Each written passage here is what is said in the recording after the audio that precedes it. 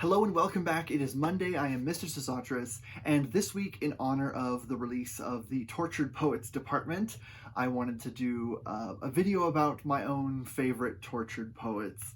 And that's the most cheesy English teacher thing ever, but I just had to do it.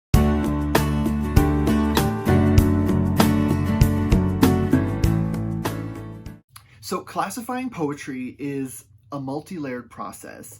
And there's lots of different ways of classifying poetry. You can talk about eras, such as like Romantic poetry versus modernist poetry. You can talk about forms, such as like sonnets versus villanelles versus odes, that kind of stuff.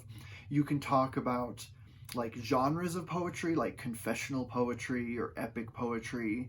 You can even talk about like whether the poem is a narrative poem, a lyric poem, even a dramatic poem if it's like a monologue or if it's like part of a play. Shakespeare and all his contemporaries did that kind of thing. They would write plays in verse, so you could have like poetic monologues.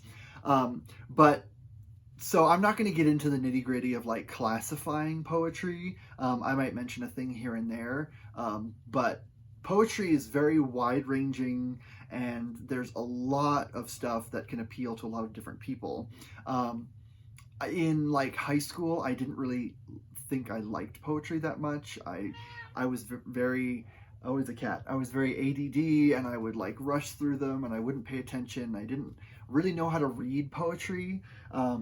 And it was not a fun time. And it wasn't until college when a very particular college professor who is amazing and really kind of got me thinking about like how to engage with poetry in a way that makes sense. And it's been a big thing ever since. I don't read enough of it consistently. It's kind of one of those things where I'll pick it up really randomly and be like, ooh, I want to read this, or I want to read this author or whatnot. And so this is my challenge to myself to read more poetry, because there's tons of authors or poets that I love, and there's also tons of stuff that I haven't read or I haven't read in a very long time that I want to kind of get back into. And I'm really glad that Taylor Swift is doing all of us poetry nerds a favor by kind of bringing the attention back to poetry. If I were to classify her style of writing, especially in her latest album, I'd say it's a lot like the confessional poets, and we're going to meet some of those in a bit. So if you're interested in getting into poetry, this is going to be a very chaotic once over of a very small slice of what's out there. There's a ton of poets that appeal to a lot of different styles, and I'm sure there's going to be folks out there who I've never mentioned who you know will turn out to be a favorite of yours. So stick with me here, and I'm going to try to keep this as not like bizarre as possible. I know, and the cat has things to say. Her favorite's epic poetry, obviously. So she would obviously, she's named after a character from the Odyssey. I'm not talking about any epic poetry in this video. That's a whole other thing. As you can see on this shelf here, it's like all Homer and Virgil and Ovid and the Beowulf poets, and it's a lot. It's a big thing that I love, but I'm not talking about that here. So the first one that I'm going to talk about is Samuel Taylor Coleridge. There is lots of poetry before this, and like, Shakespeare's sonnets and Chaucer, and there's lots of amazing stuff. But I'm starting here because he sort of ushered in the Romantic era in terms of poetry, and maybe even in like literature in general. This has always been a huge favorite of mine. It's kind of an old-fashioned sounding poem, and so a lot of people don't really read it nowadays, but it's got that kind of Romantic era kind of, the magic of nature versus kind of not the meaninglessness, but the small powerlessness of mankind. In this poem, I don't know if it's considered an epic poem, but it is a narrative poem. It tells the story of a sailor who goes off to sea, and there's a seabird. I think it's an albatross. Will you stop? I know. And there's a seabird, and I think it's an albatross or something like that, a very noble kind of seabird. And the main character sort of cruelly kills it for no reason. And because of that, nature sort of punishes the crew. so the main character has to sort of atone for his sin. A lot of things you see in romantic era poetry is sort of like the law of nature and the perfection of nature contrasted to kind of man's foibles. And it's got kind of this bouncy rhythm to it. It does rhyme. Kind of a lot of the words I think don't rhyme anymore because of the changes in pronunciation, but it's so great. It's just one of those poems that just, it pulls you along and you just sort of float along with it, and I just love it. Staying in the romantic era, the next one I wanted to talk about is Percy Shelley. He's the husband of Mary Shelley, who as a teenager just casually invented science fiction, no big deal. But Percy Shelley is also a really fantastic poet, and he's one of my favorite romantic era poets. And one poem of his that you should definitely check out because it's short is called Ozymandias, or Ozymandias. I never know how to pronounce that one. I think it's Ozymandias. That's how I think I've heard it. But that's the name of Ramses II of Egypt. And it's a short poem. It's actually a sonnet, which is a form poem. But he kind of breaks the rules a little bit. It doesn't quite follow the rhyme scheme of like an Italian sonnet, but that's really nerdy. Anyways, the poem is about sort of the remnants of empire, and no matter how powerful someone is, ultimately time will sort of leave everything that they accomplished as sort of a broken statue in the desert. And in this one, you've got a traveler who meets someone else in the desert, and there's like just the feet of a statue. You can't even see what the statue is, and there's a plaque on it that has this quote that's really famous. My name is Ozymandias, King of Kings. Look on my works, ye mighty in despair. And there's nothing there. It's just kind of an empty desert. Anyways, it's a gorgeous poem. I love it. It's very imagery focused, and it just puts you in the moment. And a lot of his other stuff is like that, and it's just, he has such a way of creating sort of epic sweeping moments that are just wonderful.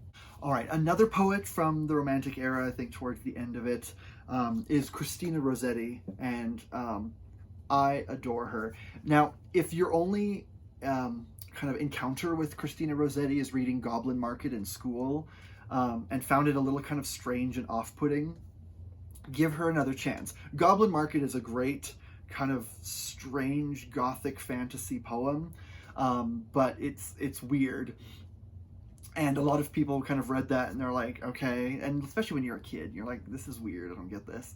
But read her other stuff. She has this one poem called A Wintry Sonnet that I just love, and yes, I love sonnets, they're my favorite form poem, but it's just beautiful and evocative, and she has such a delicate touch with words. I really like the way she's able to like not overwrite anything. It never feels opulent or like purple prose.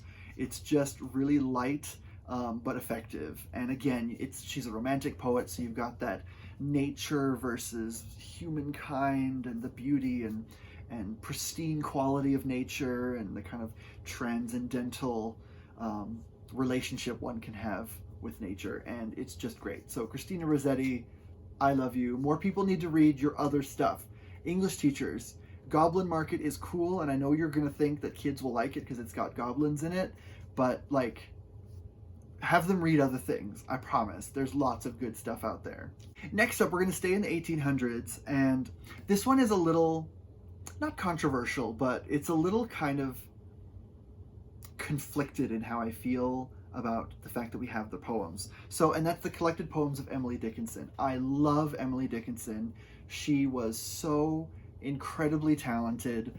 The way she uses language, she goes nuts with an M dash, and the way she uses the common meter to just, I don't know, it's just to beautiful effect, and she has such a way, you can just live in one of her poems for days and it just be totally happy. They're just gorgeous works. But Emily Dickinson was incredibly private, and she never really wanted these poems published. I think she may have published like a very small amount. There were some that she gave to friends and people she cared about as gifts, but she didn't really want the poems to be published. And so the fact that her family published them after her death it's not respecting of her wishes. But at the same time, I'm really glad that her work was never lost, because it very easily could have been. But so I'm conflicted. I feel like Emily Dickinson's poetry is incredible, but I feel like it's something that we weren't supposed to see. We weren't supposed to get. And there's other authors who worked really hard at their craft and wrote amazing works, and their stuff was lost because people just didn't like them. And it took the work of either other people to bring them back, or all we know about them are kind of from secondhand sources. And so in this case, we've got a body of work that the author specifically did not want published, and it was published against her will. So take that as you will. And I don't know, I'm still a little conflicted about this. If you have thoughts about Emily Dickinson's poetry, please let me know in the comments, because I think this is a discussion that we need to have. All right, next up, and this is no surprise, but that is T.S. Eliot, one of my favorite poets of all time. I'm not going to be talking about The Wasteland, because I talk about that so much, because that's a big, huge one. But I'm talking about his other poems. One specifically is the love song of J. Alfred Prufrock. This is the copy that I had in college, and so there's writing all over it. And it's so weird and creepy and unsettling, and it's wonderful. T.S. Eliot has just a way of describing sort of people who are lost in search of meaning, wandering through a kind of urban landscape that's sort of devoid of joy, and searching for meaning amid kind of the crumbled, detritus of reality. And he's just fantastic. Now, this is also the man who wrote Old Possum's Book of Practical Cats, which was used as the basis for the musical Cats. So we know he had it in him to be fun and whimsical, but most of the stuff that he did was sort of sad and depressing. And if you were always wondering in the musical Cats where the song Memory came from, because that song is not in Old Possum's Book of Practical Cats, it's in the poem Rhapsody on a Windy Night. Now, it's extrapolated from that poem. If you read it, you're not going to find specifically, the lyrics from it. But, the song Memory, the first line is like midnight, and this one starts with 12 o'clock. The moon, has the moon lost her memory? It's in there. And this led to a really embarrassing moment in class when we were reading this for the first time. And I got all excited because I was like, oh my God, this is the basis for Memory. And everyone, including the teacher, was like, what the heck are you talking about? And they gave me this weird look. But yeah, so T.S. Eliot, his poems are great. One of his works that I haven't read, but I really want to, is his 4 quartets. Those are kind of considered one of his greatest things that he's ever written. And I'm still questing for those. I don't think those are in this collection. And if they are, I just haven't seen them yet. But T.S. Eliot, can't say enough good things about him. Just wonderful. Next up, we're still in the 20th century here, and so we have to talk about Langston Huges. This is another poet that I just adore. His work it's so incredibly powerful, but his writing is very spare. Like, it's not opulent long lines and melodramatic language. He really knew how to use every single word exactly where it needs to be, and he was very precise. His work has a musical quality to it. He digs at sort of unflinchingly, he digs at sort of the African-American experience. This would have been kind of leading up to and including like the Harlem Renaissance. And it's captivating. This collection is fantastic. This is sort of the best of everything he wrote.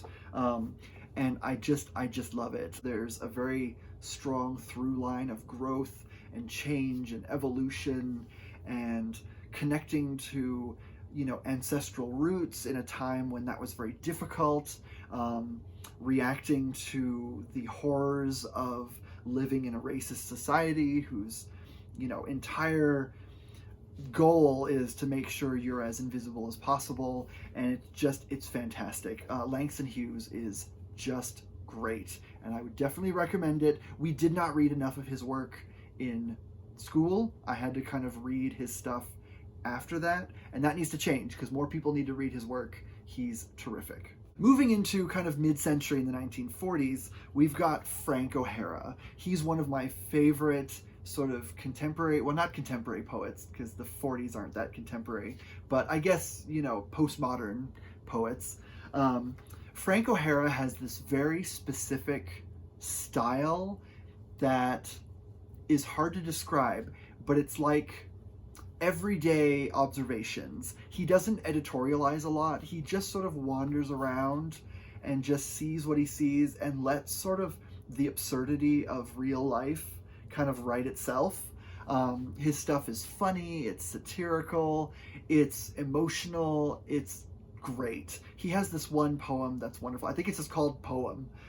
It's a really short little one, but it's based around him just kind of wandering along and seeing a headline in the newspaper that says Lana Turner has collapsed, and it's kind of comparing sort of this obsession with celebrity drama with kind of just the everyday. And so he just has this kind of, you know, this dry humor that I just love. Frank O'Hara is great. He's funny, he's very accessible. If you're looking to sort of get into poetry but don't know where to start with Frank O'Hara, because I love him. Now, moving into the mid-century, this is where we get to the confessional poets. This was a genre that arose, and this is where kind of Taylor Swift takes a lot of her inspiration from. I know she takes a lot from kind of the Romantic era, but in terms of like the confessions about deep, dark thoughts and personal life and digging into one's fears and anxieties, that is definitely the confessional poets. And so we're going to start off with Sylvia Plath. I know she's probably well known for her book, The Bell Jar, which is a novel, but her poetry is incredible. It's painful, it's raw, it's angry. Read her poem Daddy and her poem Lady Lazarus, and you just get this image of like this housewife who's just angry at the world and frustrated with sort of all the things that she can't get over. Mental health help at this time was almost non-existent, and women were often dismissed as just being hysterical or crazy or bored, or, you know, it was a really unfair, horrible time for women at this time. And so Sylvia Plath, who ultimately did take her own life, sadly, she kind of pour all of her angst and anger into her poems, and it's very, very raw, but it's so good. Her work is just incredible. But, you know, this is definitely a book to read when you're mad at the world and you hate everything but you don't want to do something bad, so instead you just read this. It's a cathartic experience. It's great. Now, another contemporary poet that I really, really love is Rita Dove. This is the Autumn House anthology of contemporary American poetry. And this is also a sign, if you're ever an English major, don't get rid of your books ever. Because, I mean, unless it's like an offensive book or you hated it. But you never know when you need to break out all of your old anthologies from your poetry classes and whatnot, because they are useful. But Rita Dove, this is a picture of her here. She is just beautiful. She wrote about sort of the African American experience, but she wrote about sort of history in a way that really makes it feel immediate. The one poem of hers that really stuck with me is Hattie McDaniel Arrives at the Coconut Grove, and it's basically just like, it was an actual historical event. It was during the Academy Awards. Hattie McDaniel was the actress who starred in Gone with the Wind as Mammy, and she won an Academy Award for her portrayal of the character. But at the time, the hotel that the Academy Awards were held in was still segregated, and so at first she wasn't even allowed to be in the hotel. The people that worked there were just horrified that a black woman would be in this hotel that was whites only. Eventually, she was allowed to kind of be there, but she had to sit way, way in the back in kind of a roped off section to kind of keep her out of the way so it wouldn't offend the white patrons. And so when she won her Academy Award, she had to make this long trek from way back there up to the front to accept her award. And she deserved that award, but it was just kind of this cognitive dissonance moment in history where you've got this, like, let's celebrate a performance by an accomplished actor, but we don't want to know that she's there, kind of thing. Anyways, and so that's what Rita Dove is talking about in this poem. And it's just wonderful. It puts you right in the moment. It puts you inside her head. It puts you inside the head of the other people who are there. She has such a good, strong narrative voice, and I definitely want to read more of her works. There is some other poems of hers in this collection that are great. They're a bit shorter, but that's one that really stuck with me. She's so good, and we need to read more of her work. Next up is a book of poems that I stumbled on this randomly in a bookstore. The book could have leapt off the shelf and attacked me, and that's how I read it, and that is If They Come For Us by Fatimah Asghar. And this is historical nonfiction poetry, and it's gorgeous. It sort of talks about, you know, life as a sort of Indian American, but also looks at sort of the history of partition in India, the split between like India and Pakistan, where sort of, you know, Muslims and Hindus sort of divided up the country, and the scars that left on people, and how that relates to the modern day, relating with other people, self-identity, crises of faith, crises of body image, all that kind of stuff. It's just, this is such an incredible, gripping collection of poems, and I really, really loved it. And so as soon as I found this, I read it, and I was like, oh, I need this. So I got it immediately, and now I'm sort of questing for more of her work, because just really, really excellent. This is very modern, very immediate, and would definitely recommend it to anyone. And finally, the last book of poems that I wanted to talk about is by an American poet living in Missouri, and that is Times New Roman by Marybeth Niederkorn. I actually know this person. She's one of my very best friends, but this collection of poems is wonderful. It is so great. It's just meditations on kind of the absurdity of life. It's kind of based around sort of this long commute that the poet had at one point, driving to like a university back and forth, and just the thoughts that kind of popped into her head while she was driving. And so you've got sort of, you know, meditations on marriage, on just the weirdness of daily life. I see lots of like Frank O'Hara in here, but there's also kind of a playfulness and kind of, I don't know, there's a fun to this that is just, it's so much fun. Like there's one poem about sort of Looney Tunes characters and sort of the power of them as archetypes, and it's just, it's so great. So this is not just me, you know, being, you know, a shill for a friend, but this is literally just a fantastic book of poems, and I would highly recommend it to anyone. This is another one, if you're new to poetry and you don't know where to get started, start here. It's lighthearted, but there is some darker emotional moments in it.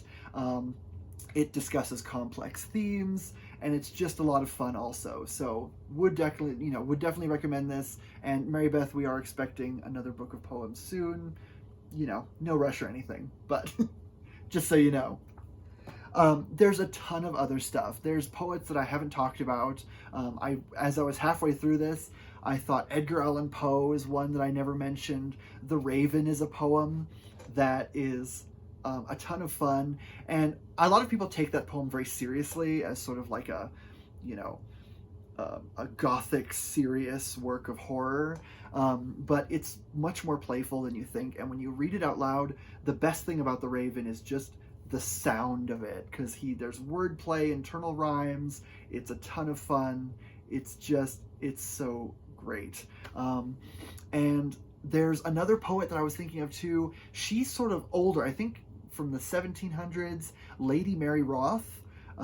She has I think a sonnet sequence called From Pamphylia to Amphilanthus, which is a mouthful, but Lady Mary Roth is an easy one to remember. And her stuff is just angsty and emotionally complex. And when I was going through my sort of teenage angst years, and I was like this far away from becoming a goth, I ran into her stuff in what was it? It was like a British literature course, I think, and just loved it. I just got sucked right into it. So that's another one, would highly recommend. And there's a ton of other poets that I haven't mentioned who are great, but I don't have enough time to talk about them all. So with that said, I will let you go.